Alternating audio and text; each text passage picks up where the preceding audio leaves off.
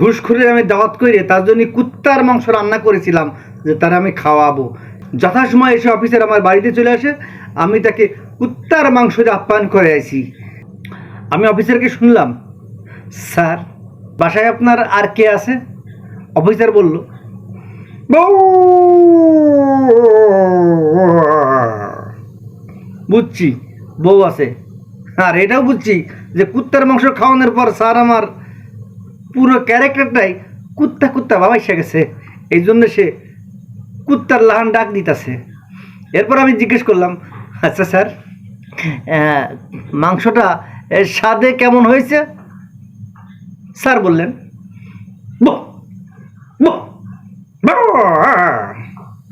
ও বুঝলাম যে বাহ বাহ, মানে সেই রকম টেস্ট হয়েছে। আচ্ছা আচ্ছা আচ্ছা আচ্ছা আচ্ছা স্যার, আর একটু আপনার পাতে তুলে দিই। এবার বললেন, দাও দাও দাও দাও দাও দাও দাও দাও দাও দাও দাও। এবার তার পাতে আর খানিক তুলে দিলাম। এবার বললাম, স্যার দুদককে আপনার কেমন লাগে? স্যার বললেন, বয় বয় বয় বয় বয় বয় বয়। বুঝলাম উনি দুদককে ডরান।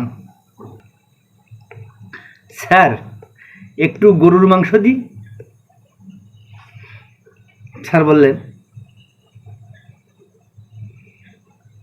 না না না না।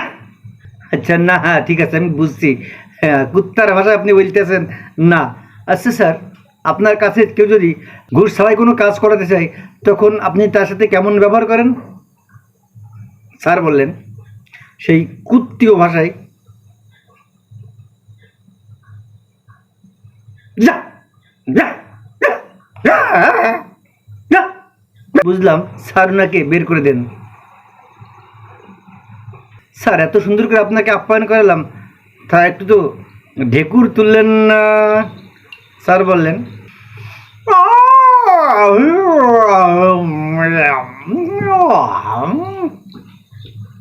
আচ্ছা ঠিক আছে। এর মাঝে আমার কলিং বেল কে যেন চাপলো। বললাম, কে? ভাইয়া আমরা দুদক থেকে এসেছি। স্যার দুদকের তো লোক আইছে। তখন স্যার বললেন,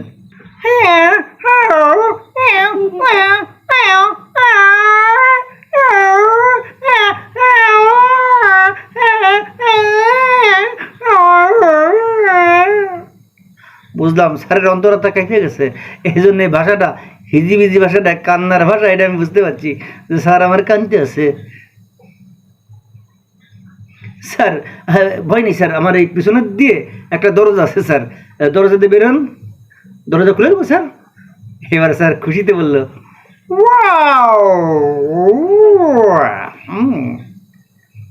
স্যার খুব খুশি। কিন্তু স্যার একটা সমস্যা আছে, আমার বাসার থেকে কিন্তু বের হওয়ার গেট একটাই, যতই পিছনে সামনে দরজা থাক। স্যার আপনি মনে হয় আজকে আটকা পড়ে গেলেন স্যার। তখন স্যার বললেন,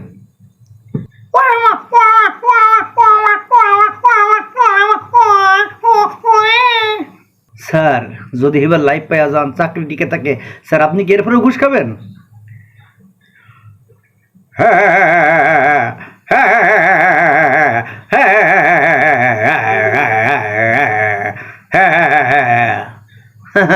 বুঝলাম কুত্তার লেজ যেমন সোজা হয় না, ঘুষখোরদের ঘুষ খার জিব্বাও কখনো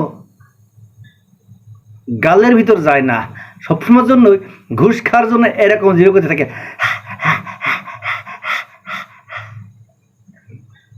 যদি আপনাদের আমার এই রম্য কন্টেন্ট ভালো লেগে থাকে তাহলে 1 নম্বরে লাইক, 2 নম্বরে কমেন্ট, 3 নম্বরে শেয়ার করবেন। ধন্যবাদ সবাইকে এই কুত্তীয় কন্টেন্ট দেখার জন্য।